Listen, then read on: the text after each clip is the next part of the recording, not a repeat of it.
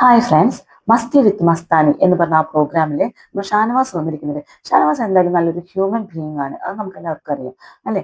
ആ പ്രോഗ്രാം ഞാനിപ്പോൾ ആ ഇന്റർവ്യൂ ഞാൻ എടുക്കാൻ തന്നെ കാരണം എന്താണെന്ന് വെച്ചിട്ടുണ്ടെങ്കിൽ അതിൽ അനുമോളുടെ ഒരു കാര്യം പറയുന്നുണ്ട്. അത് കേട്ട് കഴിഞ്ഞപ്പോൾ എനിക്ക് തന്നെ ശരിക്കും കരച്ചിൽ വന്നു പോയി. അപ്പോൾ ഞാൻ വിചാരിച്ചു അതൊരു വീഡിയോ ആയിട്ട് ചെയ്യാമെന്ന്. കാരണം മസ്താനിയും അതുപോലെ തന്നെ നമ്മുടെ ഷാനവാസും കൂടി ഇരുന്നിട്ട് അനുമോളുടെ അന്നത്തെ റീ എൻട്രിക്ക് ശേഷം ഉള്ള ഒരു സംഭവം പറഞ്ഞപ്പോൾ അവിടെ അനുമോള് ചെയ്തത് ശരിക്കും റിയൽ ആയിട്ട് എനിക്കും ബാധിച്ചു. അതുകൊണ്ടാണ് ഞാൻ വീഡിയോ ചെയ്യുന്നത്. അതുപോലെ തന്നെ സാജൻ സൂര്യയെ ഒരുപാട് വിമർശിക്കുന്നുണ്ട് ഷാനവാസ്. എന്തുകൊണ്ടാണ് നമുക്ക് നോക്കി നോക്കാം കേട്ടോ. അപ്പൊ അതിനു വേണ്ടി എൻ്റെ ചാനൽ ഒന്ന് സബ്സ്ക്രൈബ് ചെയ്യുക, ഷെയർ ചെയ്യുക, ലൈക്ക് ചെയ്യുക, ബെൽ ബട്ടൺ കൂടി അമർത്തുക. അപ്പൊ ഷാനവാസ് ഒരു ഭാഗം ഞാൻ ചെയ്തിരുന്നു അല്ലെ, ഇന്റർവ്യൂ ചെയ്തതിന്റെ. അതില് അനീഷിനെ വീഡിയോ കോൾ ചെയ്തിട്ടും ഒക്കെ ഷാനവാസ് കുറെ ആനന്ദിക്കുന്നില്ല. അനീഷ് എങ്ങോട്ടോ പോകാൻ വേണ്ടി നിൽക്കുകയായിരുന്നു. അതുപോലെ തന്നെ 2 ദിവസത്തൊരു സർപ്രൈസ് ഉണ്ട്, ഞാനത് വെളിവാക്കും എന്നൊക്കെ പറഞ്ഞ് അനീഷ് വന്നിരുന്നു. അത് കഴിഞ്ഞ് രണ്ടാം പാർട്ട് വന്നിട്ടുണ്ടായിരുന്നു. അതില് ഷാനവാസ് പറയുന്നത് എന്താ വെച്ചിട്ടുണ്ടെങ്കിൽ, എൻ്റെ വീട്ടുകാർക്ക് ഞാൻ എപ്പോഴും പ്രൈവസി കൊടുക്കാൻ വേണ്ടി അവരെ ക്യാമറയ്ക്ക് മുന്നിൽ കാണിക്കാത്തതാണ്. എൻ്റെ മനസ്സിൽ എപ്പോഴും ഉണ്ടായിരുന്നു വലിയൊരു ക്യാൻവാസിന്റെ മുന്നിൽ കൂടി മാത്രമേ അവരെ ഇൻട്രൊഡ്യൂസ് ചെയ്യുകയുള്ളൂ എന്ന്. എൻ്റെ മകൻ്റെ ഒരു ഫോട്ടോ 2 വർഷം മുന്നേ ഞാനും മകനും നിൽക്കുന്നത് ഇട്ടിരുന്നു. പക്ഷെ ഭാര്യയും മകളെയും ആരും കണ്ടിട്ടുണ്ടായിരുന്നില്ല. അങ്ങനെ വലിയൊരു ക്യാൻവാസ് ആയിട്ടുള്ള ബിഗ് ബോസ്, അതിൽ കൂടി എൻ്റെ മകളെയും എൻ്റെ ഭാര്യയെയും ഇൻട്രൊഡ്യൂസ് ചെയ്യാൻ പറ്റിയത് എനിക്ക് ഭയങ്കര സന്തോഷമായി തോന്നി. ഇതുവരെ ഞാൻ അവരെ പ്രൈവസിയെ മാനിച്ചുകൊണ്ടാണ് അവരെ പുറത്തേക്ക് കൊണ്ടുവരാഞ്ഞത് എന്ന് പറയുന്നുണ്ട്. അപ്പൊ മകനും അച്ഛനും കൂടി നിൽക്കുന്ന ഫോട്ടോ കണ്ടിട്ട് പറയുന്നുണ്ട്, സന്തൂർ അച്ഛൻ എന്നാണ് എല്ലാവരും വിളിക്കുന്നത്. അനിയനാണോ പെങ്ങളുടെ മകനാണോ എന്നൊക്കെ ആൾക്കാർ കമന്റിൽ കൂടി ചോദിക്കുന്നുണ്ടെന്ന് പറയുന്നുണ്ട്. പിന്നെ എല്ലാവർക്കും ഒരു മൊമെന്റോ കിട്ടിയിരുന്നു. ആ മൊമെന്റോയിൽ ലാലേട്ടന്റെ സൈനും ഇതൊക്കെ കിട്ടിയിരുന്നു. ബാക്കി എനിക്ക് മാത്രം കിട്ടിയില്ല. അപ്പൊ ഞാൻ പേടിച്ചു, 5ാമത്തെ പൊസിഷനിൽ ഞാനായിരിക്കും, എന്നെ പോയി പിടിച്ച് പുറത്താക്കുമോ എന്നൊക്കെ വിചാരിച്ചു. ആ സമയത്താണ് ലാലേട്ടൻ എന്നെ സ്റ്റേജിലേക്ക് വിളിച്ച്, ഞാൻ എന്താണ് സെക്കൻഡ് റണ്ണർ അപ്പ് ആയിട്ട് എന്നെ വിളിച്ചുകൊണ്ട് എന്നെ ലാലേട്ടൻ ആരും പ്രതീക്ഷിക്കാതെ ഒരു ഉമ്മ തരുന്നത്. അതെന്റെ ജീവിതത്തിലെ ഏറ്റവും വലിയ എന്താ പറയാ മൊമെന്റ് ആണ്. അതെനിക്ക് എല്ലാവരും പല സ്ഥലത്തും ഞാൻ പോയപ്പോൾ എനിക്ക് ഓരോ മൊമെന്റോ അവരെല്ലാവരും തന്നപ്പോൾ അതിൽ മുഴുവൻ ലാലേട്ടൻ എന്നെ ഉമ്മ വെച്ച ആ ഒരു ഫോട്ടോ ആണെന്ന് പറയുന്നുണ്ട്. അപ്പൊ മസ്താനി പറയുന്നുണ്ട്, അത് കണ്ടപ്പോൾ ഞങ്ങളൊരു കൈയടിച്ച് ഭയങ്കരമായിരുന്നു. അതൊക്കെ നിങ്ങൾ കേൾക്കുന്നുണ്ടായിരുന്നു? ഇല്ല, എനിക്ക് ആ സമയത്ത് ആ ലോകം തന്നെ എനിക്ക് അറിയുന്നുണ്ടായിരുന്നു ലാലേട്ടനാണോ എന്നെ ഉമ്മ വെച്ചത്. എൻ്റെ വീടിന്റെ ഏറ്റവും ഫ്രണ്ടിൽ അത് ഞാൻ ഫോട്ടോ ആക്കി എടുത്തു വെച്ചിട്ടുണ്ട്, ആ മൊമെന്റോ എടുത്തു വെച്ചിട്ടുണ്ട് എന്ന് പറയുന്നുണ്ട് കേട്ടോ.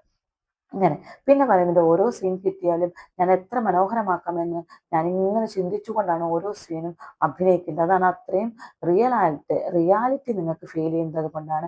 അതുകൊണ്ടാണ് സീരിയൽ രംഗത്ത് 15 വർഷം ഞാൻ തിളങ്ങിയത് എന്ന് പറയുന്നുണ്ട്. പിന്നെ ഞാൻ കോണ്ടാക്ട്സ് ഒന്നും മെയിൻറ്റെയിൻ ചെയ്യുന്ന ആളല്ല.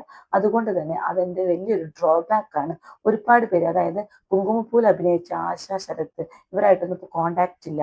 കാരണം എന്താ വെച്ചാൽ ഞാൻ കോണ്ടാക്ട് മെയിൻറ്റെയിൻ ചെയ്യാത്തതുകൊണ്ടാണ്. അവരൊക്കെ ആയിട്ട് കോണ്ടാക്ട് ഉണ്ടായിരുന്നെങ്കിൽ എനിക്ക് നന്നായിരുന്നേനെ. അത് വലിയൊരു ഡ്രോബാക്ക് ആയിട്ടാണ് കാണുന്നത്. സീത എന്ന സീരിയലിൽ കണ്ടുകൊണ്ട് പ്രചോദനം നേടിക്കൊണ്ട് ജീവിതത്തിൽ ഒരു ഭാര്യയും ഭർത്താവും ഒന്നിച്ചു എന്ന് പറയുന്നുണ്ട്. കാരണം ആ പെൺകുട്ടി ഭർത്താവിന്റെ എല്ലാ ഇതും നിരസിച്ചുകൊണ്ട് നിൽക്കുന്ന ഒരു സ്ത്രീ ആയിരുന്നു. അങ്ങനെ ഭർത്താവ് എത്ര വന്നടുത്താലും ആ പെൺകുട്ടി അടുക്കാതെ അകന്നു പോയിക്കൊണ്ടിരിക്കുകയായിരുന്നു. പക്ഷെ സീത എന്ന സീരിയൽ കണ്ട് ആ പെൺകുട്ടി ഭർത്താവിനെ വിളിച്ച് സ്നേഹിച്ച് അവരൊരുമിച്ച് ജീവിച്ച് എൻ്റെ നമ്പർ എങ്ങനെയോ തപ്പിപ്പിടിച്ചുകൊണ്ട് എന്നെ വിളിച്ചു എന്നൊക്കെ പറയുന്നത്. എന്നിട്ട് ആ പെൺകുട്ടി ഒരുപാട് കരഞ്ഞു എന്ന് പറയുന്നുണ്ട്. പിന്നെ സാജൻ സൂര്യയെ കുറിച്ച് ഒരുപാട് ദോഷം പറയുന്നുണ്ട്. കാരണം എന്താ വെച്ചാൽ ബിഗ് ബോസിലായിരുന്ന സമയത്ത് സാജൻ സൂര്യ എനിക്കെതിരെ ഒരു വീഡിയോ ചെയ്തു, ഞാൻ എടുത്തുചാട്ടക്കാരനാണെന്ന് പറഞ്ഞുകൊണ്ട്. എനിക്കത് ഭയങ്കര വിഷമം വന്നു. കാരണം ഞാനും സാജൻ സൂര്യയും കൂടെ ഒരുമിച്ച് അഭിനയിച്ചിട്ടുണ്ട്, നല്ല സുഹൃത്തുക്കളാണ്. എന്നിട്ടും എന്നെ എടുത്തുചാട്ടക്കാരൻ എന്ന് പറയുന്നുണ്ടല്ലോ. ചില ആൾക്കാരുടെ ഇഷ്ടം കിട്ടാൻ വേണ്ടി ആ സമയത്ത് പറയാൻ പാടില്ലാത്തൊക്കെ പറയുന്നതായിരിക്കാം. പക്ഷേ നമുക്ക് ബിഗ് ബോസിൽ നിൽക്കുന്ന സമയത്ത് ദോഷം വരുന്ന രീതിയിൽ എന്തെങ്കിലുമൊക്കെ പെരുമാറുന്നത് ശരിയാണോ? ശരിയല്ലല്ലോ. അതുകൊണ്ട് സാജൻ സൂര്യ ചെയ്ത പ്രവൃത്തി വളരെ മോശമായി പോയി എന്നാണ് എനിക്ക് പറയാനുള്ളത് എന്ന് പറയുന്നുണ്ട്. പിന്നെ നല്ല നല്ല ഭംഗിയുള്ള സ്ത്രീകളൊക്കെ കെട്ടിപ്പിടിച്ച് അഭിനയിക്കുമ്പോൾ ഭാര്യയ്ക്ക് പൊസസീവ്നെസ് ഉണ്ടോ എന്ന് ചോദിക്കുന്നുണ്ട്. എൻ്റെ ഭാര്യയ്ക്ക് അങ്ങനെ ഒരു പ്രശ്നമേ ഇല്ല. എൻ്റെ മാനേജറാണ് എൻ്റെ ഭാര്യ. എൻ്റെ എല്ലാ കാര്യങ്ങളും അവളാണ് നോക്കുന്നത്. ഇന്നയാള് വിളിക്കാനില്ലേ, മറ്റാള് വിളിക്കാനില്ലേ, അങ്ങോട്ട് പോകാനില്ലേ, ഇങ്ങോട്ട് പോകാനില്ലേ എന്ന് പറഞ്ഞ് ഓർമ്മിപ്പിക്കുന്നത് അവള് തന്നെയാണ്.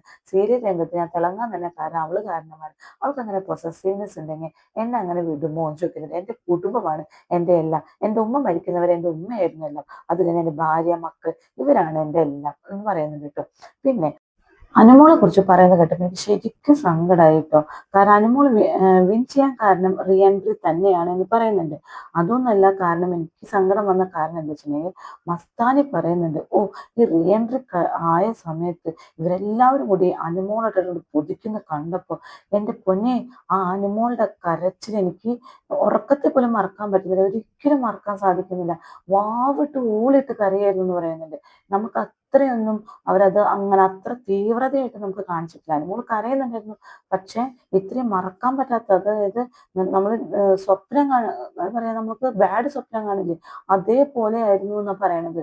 അത് കണ്ടിട്ട് എനിക്ക് ഇപ്പോഴും മറക്കുന്നില്ല, എൻ്റെ മനസ്സിൽ നിന്ന് പോകുന്നില്ല എന്ന് പറഞ്ഞപ്പോൾ ഞാൻ വിചാരിച്ചു, അയ്യോ എന്തുമാത്രമായിരിക്കും അപ്പൊ കരഞ്ഞിട്ടുണ്ടാവുക, ഇത്രയും പറയണെങ്കിൽ അവര്. അപ്പൊ എന്താണ് ഇവർക്ക് ഇത്രയും കണ്ണേ ചോരയില്ലാതെയിട്ട് ഇങ്ങനെ ഒത്തി വലിക്കുന്നുണ്ടായിരുന്നു, എനിക്കത് മനസ്സിലാവുന്നില്ല. ഇത് എന്റെ മനസ്സിൽ നേറ്റിലായിട്ട് ഇപ്പോഴും കെടുക്കുകയാണ് അത് പറഞ്ഞു കേട്ടപ്പോ. ഈ ആർ ജെ ബെൻസിക്കാണ് പ്രധാന കാരണം. ഈ ആർ ജെ ബെൻസി ഈ ഷാനവാസിനെയും പറഞ്ഞു എന്ന് പറയുന്നുണ്ട്, നട്ടലില്ലാത്തവനാണ് എന്ന് പറയുന്നു. അപ്പൊ ഷാനവാസ് പറയുന്നു എനിക്കൊരു ദേഷ്യമൊന്നുമില്ല, കാരണം എന്താ വെച്ചാൽ അതിനൊന്നും മറുപടി അർഹിക്കുന്നില്ല. എന്റെ മുഖത്ത് നോക്കി പറയട്ടെ, നല്ല മറുപടി ഞാൻ കൊടുക്കും. ഞാൻ ഇല്ലാത്തപ്പോ ഞാൻ അങ്ങോട്ടും ഇങ്ങോട്ടും മുഖം കഴുകാൻ പോയ സമയത്തൊക്കെയാണ് ഈ ആർ ജെ ബെൻസി പറയുന്നത് നട്ടില്ലാത്തവൻ എന്നൊക്കെ. ശരിയാണ് കേട്ടോ, മുഖത്തൊക്കെ പറഞ്ഞിട്ടില്ല, പറയുകയാണെങ്കിൽ നല്ലത് കിട്ടിയേനെ.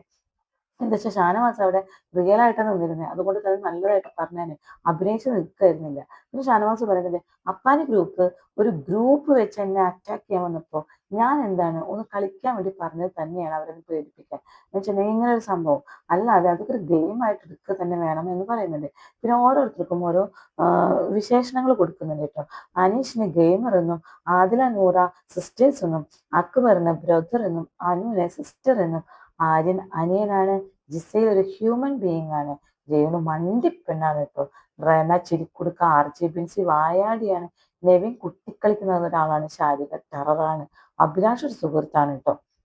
അതുപോലെ തന്നെ സരിക ഒരു വാനമ്പാടിയാണ്, അപ്പാനി ശരത്ത് ഒരു മണ്ടത്തരത്തിന്റെ രാജാവാണ്, ഉനയിലെ ഒരു ജോലി എടുക്കുന്ന ഒരാളാണ്, ഭിന്നി ഗെയിമറാണ്, മുൻഷി ഗൈഡറാണ്, പ്രവീൺ ഇന്റലിജന്റ് ആണ്, ജിഷിൻ ഒരു മണ്ട തന്നെയാണ്. അത് എന്തുകൊണ്ടാന്ന് പറഞ്ഞുതരാം കേട്ടോ. സാബു ചിരിക്കുടുക്കയാണ്, മസ്താനി പാവാണെന്ന് പറയുന്നു. ജിഷി മണ്ടൻ എന്ന് പറയാൻ കാരണം എന്താ പറയൂ, ജിഷിൻ എപ്പോഴും പറയത്തില്ലേ ഈ ഷാനവാസ് എന്തോ കാണിച്ചു പോവാണ്, ഗെയിം കളിക്കാനൊന്നും അറിയില്ല ഷാനവാസിന് എന്നൊക്കെ പറഞ്ഞു നിൽക്കുന്നുണ്ട്. അവസാനം ജിഷിൻ ഔട്ടാവുന്ന സമയത്ത് ഇദ്ദേഹത്തിന്റെ മനസ്സിൽ ഒരു ചിരി വന്നു, എന്നെ മണ്ടെന്ന് വെച്ച ആളാണ് ഔട്ടായിരിക്കുന്നത്, ഇപ്പൊ ആർക്കാണെന്ന് മനസ്സിലായില്ലേ ഗെയിം കളിക്കാൻ അറിയില്ല എന്ന് പറഞ്ഞത് എന്ന് പറഞ്ഞുകൊണ്ട് ആള് ചിരിച്ചു എന്നാ പറയുന്നത്. പിന്നെ ശൈത്യനെ കുറിച്ച് പറയുന്നത് സൈബർ ബുള്ളിങ് അർഹിക്കാത്തൊരു വ്യക്തിയാണ് ശൈത്യ എന്നും പറയുന്നുണ്ട് കേട്ടോ. ആ കുട്ടിക്ക് എന്തോ ഒരു കാലക്കേടാണ്